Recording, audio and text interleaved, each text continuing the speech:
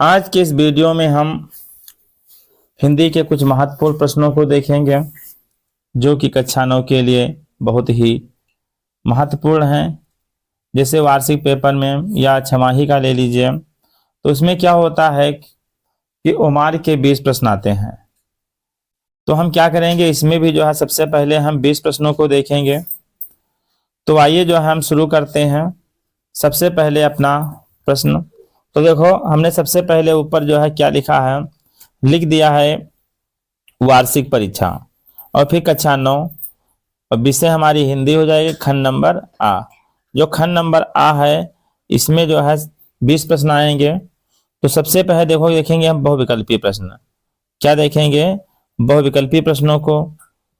तो अब चलते हैं, सबसे पहले हम पहला प्रश्न देखते हैं। हमारा पहला जो प्रश्न है वो दिया है, हिंदी प्रदीप पत्र का संपादन होता था।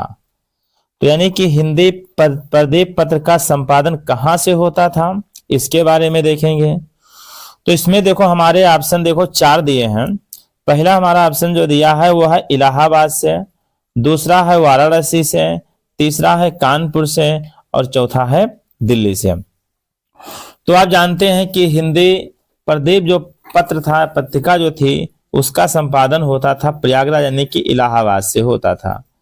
तो हमारे इसमें जो पहला आंसर हो जाएगा वो हो जाएगा इलाहाबाद से।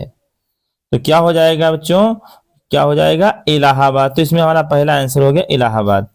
अब इसके बाद में हम चलते हैं, देखते हैं प्रश्न नंबर 2। जो दूसरा प्रश्न हमारा जो दिया है वो देख लीजिए। प्रश्न नंबर 2 हमारा जो दिया है, संयोगिता स्वयंवर नाटक के लेखक हैं। तो संयोगिता स्वयंवर नाटक जो है इसके लेखक कौन है? तो इसमें विकल्प हमारा जो पहला देखो दिया है, जयशंकर प्रसाद, भारतेंदु हरिश्चंद्र, लाला श्रीनिवास दास और जो है राम कुमार वर्मा। इस प्रकार से 4 इसमें विकल्प हमारे दिए हुए हैं। तो इसका आंसर हमारा हो जाएगा, कौन सा हो जाएगा? लाला श्रीनिवास दास। या श्रीनिवास दास लिखा है तो पूरा नाम इनका क्या है, वो है लाला श्रीनिवास दास। ठीक, ये हमारा जो है दूसरा प्रश्न हो गया। अब चलते हैं हम अगले प्रश्न की तरफ। हमारा जो तीसरा प्रश्न देखो दिया है, यो दिया है प्रश्न नंबर 3 जो वो हमारा है, ब्राह्मण पत्रिका के संपादक थे। ब्राह्मण पत्रिका के संपादक थे, कौन थे, इसके बारे में हमको देखना है। तो इसमें विकल्प हमारा देखो दिया, पहला दिया है बालकृष्ण भट्ट। कौन दिया है? बालकृष्ण भट्ट, प्रताप नारायण मिश्र, बद्री नारायण चौधरी प्रेमघन और फिर उसके बाद में प्रेमचंद। यहाँ देखो लिखा है बद्री नारायण चौधरी प्रेम, कहीं कहीं आपको देखने को मिलेगा बद्री नारायण, तो आपको कंफ्यूज नहीं होना है, नाम एक ही है। तो अब देखो भैया जो है इसका आंसर क्या हो जाएगा, जो ब्राह्मण पत्रिका है, तो ब्राह्मण पत्रिका के जो संपादक थे वो थे आपके प्रताप नारायण मिश्र। क्या हो जाएगा? प्रताप नारायण मिश्र जो है इसका आंसर हो जाएगा। इस प्रकार हमारा तीसरा प्रश्न। अब चलते हैं हम अगले प्रश्न की तरफ। हमारा जो चौथा प्रश्न देखो दिया है भैया, कौन सा, देख लीजिए, एक मिनट। ये हमारा हो गया, नागरी प्रचारी सभा की स्थापना हुई थी। तो नागरी प्रचारी सभा की स्थापना हुई थी यानी कि किस युग में हुई थी? पहला विकल्प हमारा दिया है द्विवेदी युग में, अगला है भारतेंदु युग में, तीसरा है छायावादी युग में और फिर हमारा जो अगला है वो है प्रगतिवादी युग में। इस प्रकार से 4 ऑप्शन हो गए। तो नागरिक प्रचारी जो सभा थी इसकी स्थापना जो है किस युग में हुई थी? द्विवेदी युग में। और स्थापना किसने की थी? तो आप जानते हैं स्थापना जो हुई थी वो करने वाले थे, वो कौन थे? महावीर प्रसाद द्विवेदी थे। तो इस प्रकार से हमारा चौथा प्रश्न हो गया। अब चलते हैं हम अगले प्रश्न की तरफ। प्रश्न नंबर हमारा जो है वो है 5वां प्रश्न है। तो इसमें हमारा क्या हो, देखो पहला जो 5वां प्रश्न हमारा है वो देखो दिया हुआ है, एक ये देखो दिया है, भारतेंदु हरिश्चंद्र को भारतेंदु पदवी से सुशोभित किया गया। यानी कि जो भारतेंदु जी थे, मतलब यानी कि यानी कि हरिश्चंद्र जो थे उनको भारतेंद्र की उपाधि कब मिली? पूरा नाम जानते हैं कि भारतेंद्र हरिश्चंद्र इनका नाम है। यानी कि कहने मतलब हमारा ये हुआ कि हरिश्चंद्र जी को भारतेंद्र की उपाधि कब मिली थी? तो इनको जो भारतेंद्र की उपाधि मिली थी, विकल्प देख लो। पहला विकल्प हमारा दिया है 1860 ईस्वी में। अगला है हमारा विकल्प 1865 ईस्वी में। अगला हमारा है 1875 ईस्वी में। अगला है 1880 ईस्वी में। तो हमारा सही आंसर हो जाएगा 1880 ईस्वी में। अब चलते हैं हम अगले प्रश्न की तरफ। हमारा जो अगला प्रश्न है वो है हमारा, हिंदी का पहला मौलिक उपन्यास है तो कौन सा है? विकल्प में देखो लिखा है परीक्षा गुरु, फिर गोदान, गुनाहों का देवता और चित्रलेखा। तो पहला उपन्यास जो हमारा जो है मौलिक उपन्यास है वो कौन सा है? परीक्षा गुरु। अगर लेखक की अगर बात करें तो लेखक आप जानते हैं कौन है? लाला श्री निवास दास हैं। कौन है? लाला श्री निवास दास।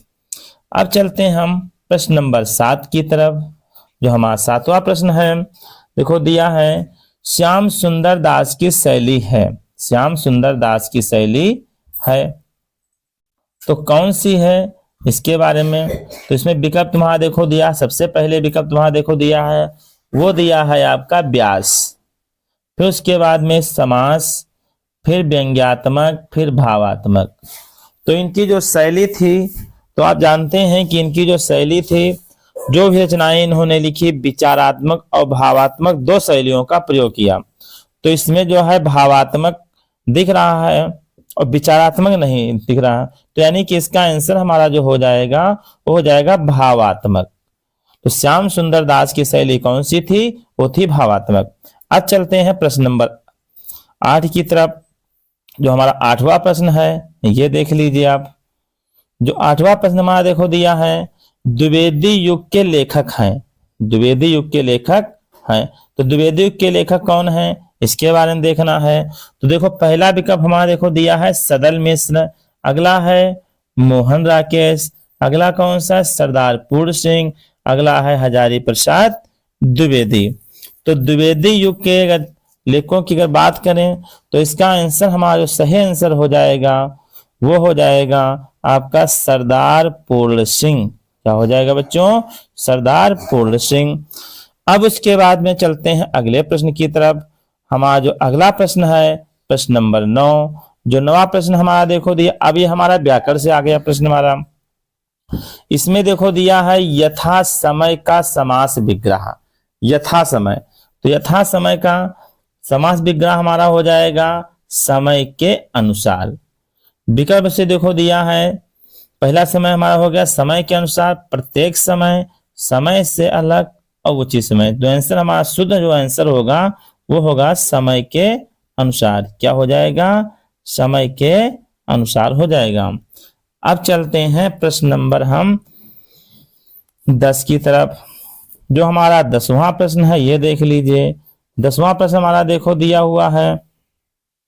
दिया है रसज्ञ रंजन कृति के लेखक हैं। कौन सा? रसज्ञ रंजन कृति के लेखक कौन है? विकल्पों की अगर हम बात करें तो विकल्पों में पहला विकल्प देखो दिया है हजारी प्रसाद द्विवेदी। कौन सा दिया है? हजारी प्रसाद द्विवेदी। अगला है महावीर प्रसाद द्विवेदी, भारतेंद्र हरिश्चंद्र, राहुल सांस्कृत्यायन। तो इसमें जो हमारा सही जो आंसर हो जाएगा वो कौन सा हो जाएगा? महावीर प्रसाद द्विवेदी। ये हमारा हो गया। अब चलते हैं अगले प्रश्न की तरफ। जो हमारा अगला प्रश्न है वो कौन सा है वो देख लीजिए। प्रश्न नंबर हमारा हो गया 11। जो 11वां प्रश्न है इसमें देखिए, तो हमारा प्रश्न जो दिया है किशोरी लाल गोस्वामी की रचना है। तो किशोरी लाल गोस्वामी की रचना कौन सी है इसके बारे में देखना है। तो सबसे पहले देखो दिया है इंदुमती, उसके बाद में नहुस, अगला है आलोक पर्व, अगला है अपनी खबर। तो इसमें जो हमारा सही आंसर हो जाएगा वो कौन सा हो जाएगा? देखो किशोरी लाल गोस्वामी की जो रचना है वो कौन सी है, आपकी है, वो है इंदुमती है। ठीक, अब इसके बाद में जो है ये हो गया इंदुमती। अब इसके बाद में जो अगला प्रश्न है वो देखो नहुस। जो नहुस है ये किसकी रचना है, ये है गोपाल चंद्र गिरधर दास की। किसकी है, वो है गोपाल चंद्र गिरधर दास। किसकी है, गोपाल चंद्र गिरधर दास की। ठीक, और अगर विधा की अगर बात करें तो विधा जो है वो है कौन सी है, वो है नाटक है। अब इसके बाद में जो अगली रचना दी हुई है वो कौन सी दी है, आलोक पर्व दी है। जो आलोक पर्व है ये किसकी है, ये है भैया हजारी प्रसाद द्विवेदी की है। किसकी है, हजारी प्रसाद द्विवेदी की है। और अगर विधा की बात करें तो जो आलोक पर्व है ये है निबंध संग्रह है। क्या है बच्चों, निबंध संग्रह है। अब इसके बाद में जो अगली रचना है वो दी है आपकी अपनी खबर। तो जो अगली जो अपनी खबर दी है ये जो है शर्मा जी की है। ठीक, अब उसके बाद में चलते हैं आगे। अगला जो हमारा प्रश्न देखो दिया है प्रश्न नंबर 12। तो जो 12वां प्रश्न है वो क्या देखो दिया है, जय शब्द का विलोम है। जय, अब विकल्पों की अगर बात करें तो विकल्प में पहला देखो दिया है अजय, और फिर उसके बाद में जो अगला देखो दिया है वो दिया है पराजय। अगला है प्रश्न नंबर अगला जो विकल्प हमारा दिया है कीर्ति है, फिर उसके बाद में हार दिया हुआ है। तो जय, जय का ने उल्टा क्या हो जाएगा, वो हो जाएगा आपका पराजय। तो इसका जो विलोम हो जाएगा क्या हो जाएगा बच्चों, वो हो जाएगा पराजय। अब उसके बाद में चलते हैं अगला प्रश्न देखते हैं। प्रश्न नंबर हमारा जो अगला है वो कौन सा है, प्रश्न नंबर 13। तो 13वां प्रश्न हमारा देखो दिया हुआ है पृथ्वी राज रासो किसकी रचना है। पृथ्वी राज रासो रचना किसकी है। तो ये जो पृथ्वी राज रासो रचना है विकल्प सुन लीजिए, देखो दिया है दलपति विजय, नरपति नाल, अगला सारंगधर और चंद्रवरदाई। इस प्रकार से जो है विकल्प 4 हो गए। तो अब जानते हैं कि पृथ्वी राज रासो जो है रचना किसकी है, वो है चंद्रवरदाई की है। तो इसका सही आंसर क्या हो जाएगा, चंद्रवरदाई हो जाएगा।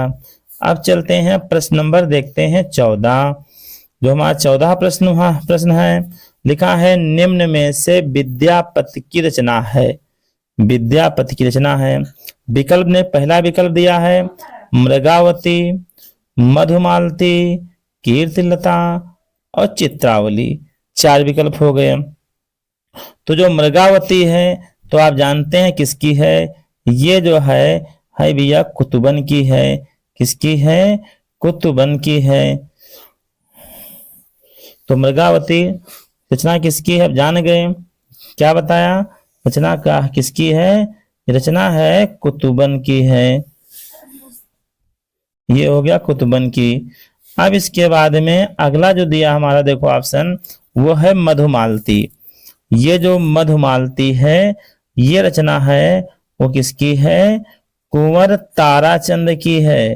किसकी है बच्चों, कुंवर ताराचंद की। ये हमारी मधुमालती हो गई कुंवर ताराचंद की। अगला हमारा जो विकल्प देखो दिया कीर्तिलता। तो ये कीर्तिलता किसकी है, ये है आपके विद्यापति की है। किसकी है, विद्यापति की। तो इसमें हमारा विकल्प जो सही हो जाएगा कौन सा सही हो जाएगा, सा। अगला उसके बाद में जो विकल्प है वो दिया है चित्रावली। जो चित्रावली दिया है तो ये जो है रचना किसकी है, ये है भैया उस्मान कवि। इसकी है उस्मान कवि की रचना। तो चित्रावली हो गई उस्मान कवि की। तो बात पुनः सुन लीजिए क्या बताया हमने कि जो है मृगावती किसकी है, कुतुबन की है, मधुमालती कुंवर ताराचंद की और चित्रावली है उस्मान कवि की और कीर्तिलता किसकी हो गई, विद्यापति की हो गई। अब इसके बाद में चलते हैं देखते हैं प्रश्न नंबर 15। तो हमारा जो 15वां प्रश्न देखो दिया है वीर गाथा काल निम्न में से किस काल को कहा जाता है। तो वीर गाथा काल आप पढ़े हैं, वीर गाथा काल आदिकाल है ना, आदिकाल यानी वीर गाथा काल। तो इसमें क्या हो जाएगा, तो विकल्प हमारा जो सही हो जाएगा वो कौन सा सही हो जाएगा, विकल्प नंबर हमारा जो है इसमें बा सही हो जाएगा। कौन सा हो जाएगा, बा सही।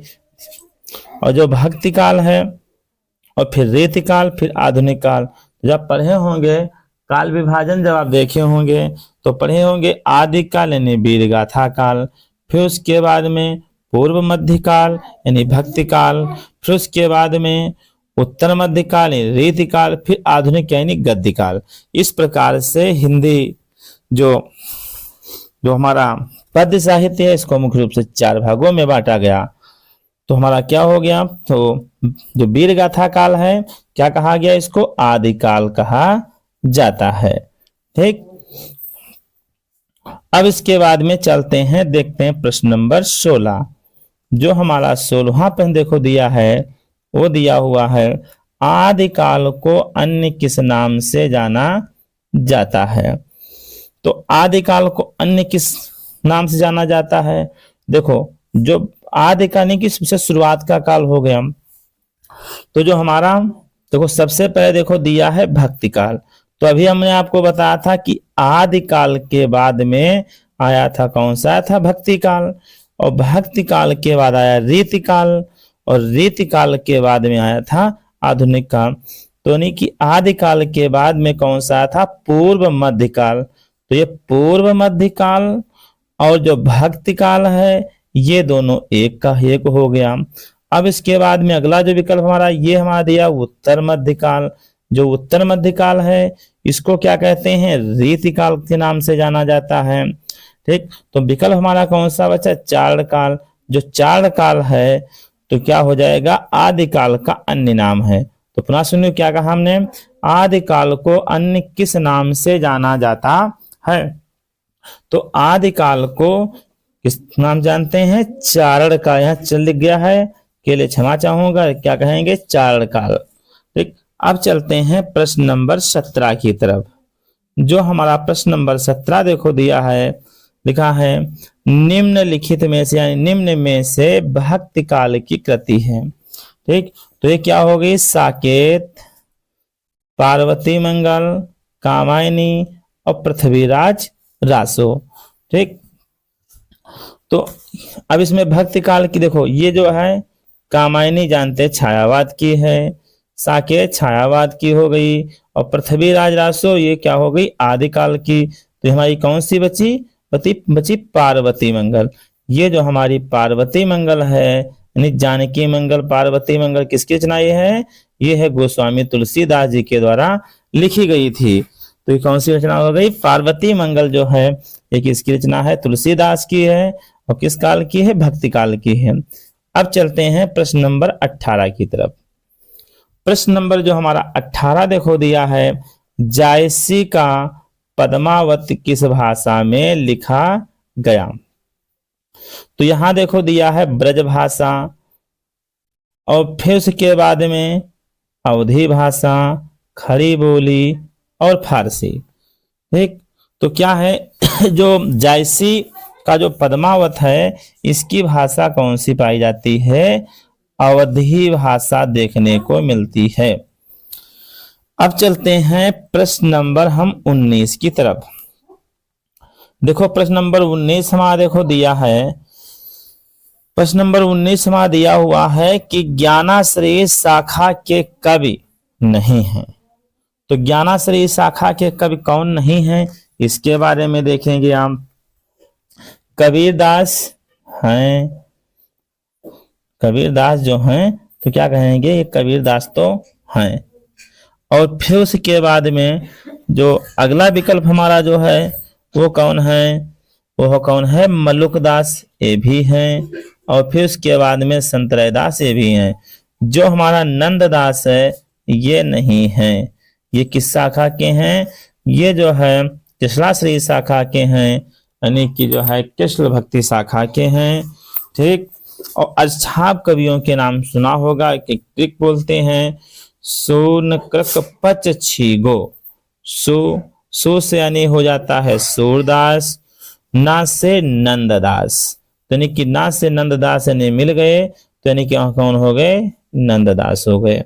तो इस प्रकार से प्रश्न नंबर 19 हमारा हो गया। अब चलेंगे प्रश्न नंबर हम 20 की तरफ। जो हमारा प्रश्न नंबर 20 देखो दिया है, लिखा है निम्न में से कवि राम भक्त शाखा से संबंधित नहीं है। तो इसमें कितने विकल्प, 4 विकल्प इसमें देखो दिए हैं, तुलसीदास, और फिर उसके बाद में चतुर्भुज दास, अग्रदास, नाभादास, और हाँ, तो यानी कि चारों विकल्प हमारे हो गए।